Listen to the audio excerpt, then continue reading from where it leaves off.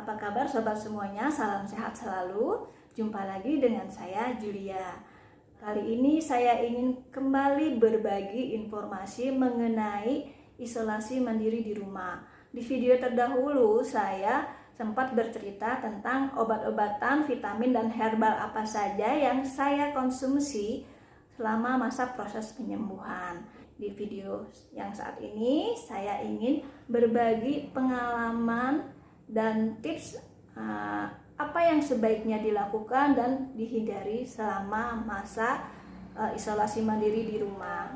Saran untuk isolasi mandiri di rumah diberikan oleh dokter. Ada latar belakangnya, yaitu satu, mungkin ketersediaan fasilitas ruang perawatan di beberapa rumah sakit ya, dan keterbatasan jumlah nakes ya, tim dokternya. Dan yang kedua, dilihat dari gejala yang kita rasakan. Tentunya kalau di isolasi mandiri biasanya untuk gejala yang OTG atau ringan. Dan yang ketiga juga pada saat kita melakukan konsultasi dan tes swab, kita harus mengisi form yang menginformasikan kondisi rumah kita. Mungkin kalau dianggap memadai, ya kita akan disarankan untuk isolasi mandiri. Biasanya ya berupa kecemasan. Karena apa? Kita kan dalam kondisi sakit dan mungkin keluarga kita sehat semuanya ya. Nah, itu ada kecemasan, kira-kira gimana cara kita berinteraksi dan juga kemungkinan resiko tertular dari apa yang kita rasakan, seperti itu. Nah, kalau kelemahannya yang saya rasakan ya, mungkin kadang kita merasa bingung apabila kita merasakan adanya gejala baru yang tiba-tiba muncul gitu kan. Nah, kita harus bagaimana ini gitu kan. Nah, itu rasa panik dan cemas itu pasti akan muncul. Terus yang kedua, kita ini tidak dipantau oleh dokter atau nakes secara berkala ya, karena kan memang kita di rumah ya, jadi kita harus mencatat dan mengingat setiap perubahan-perubahan gejala yang kita rasakan.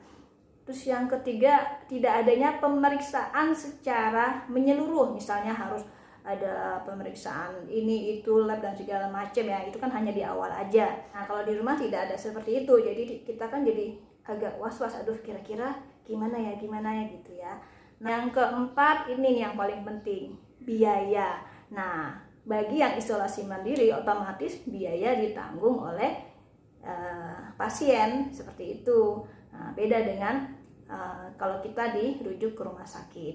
Tapi ya bagi hikmahnya aja, yang penting kita sembuh. Nah,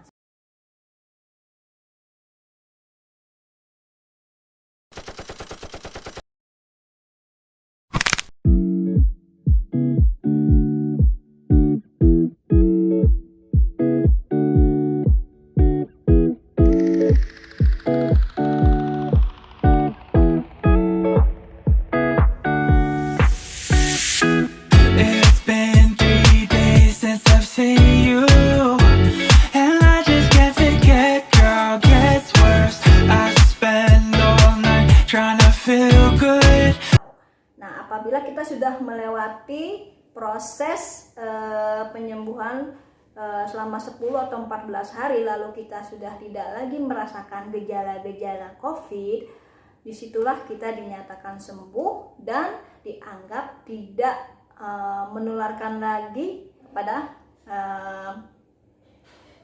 orang lain. Biasanya dokter tetap menyarankan untuk melakukan isolasi mandiri selama masa pemulihan ya. Nah, itu 14 hari.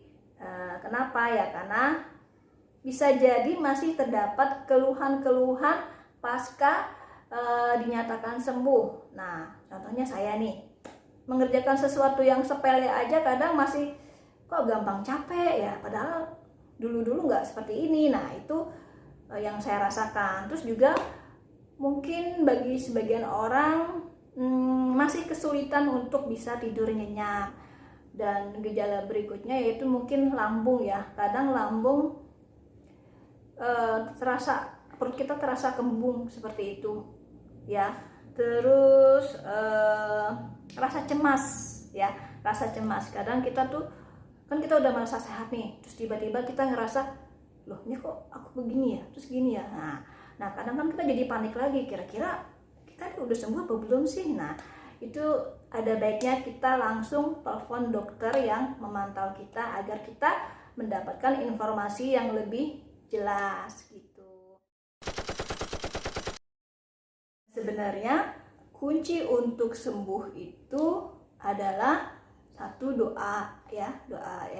Terus yang kedua, disiplin dalam segala hal ya, baik protokol kesehatan pada saat di rumah dan lain-lain. Terus yang ketiga adalah yakin dan optimis bahwa kita akan sembuh, karena bagaimanapun kondisi mental kita kadang kan suka ngedrop seperti itu ya. Nah kita tuh harus yakin sembuh. Nah itu aja 3 kunci utama yang itu menurut saya ya. Nah itu yang harus kita lakukan seperti itu. Nah itu aja teman-teman pengalaman saya. Mudah-mudahan aja bisa bermanfaat. Jangan lupa tekan tombol subscribe dan lonceng, dan bagikan ke teman-teman yang lainnya bila channel saya ini bermanfaat. Sampai jumpa untuk video berikutnya. Terima kasih telah menonton video saya. Assalamualaikum warahmatullahi wabarakatuh.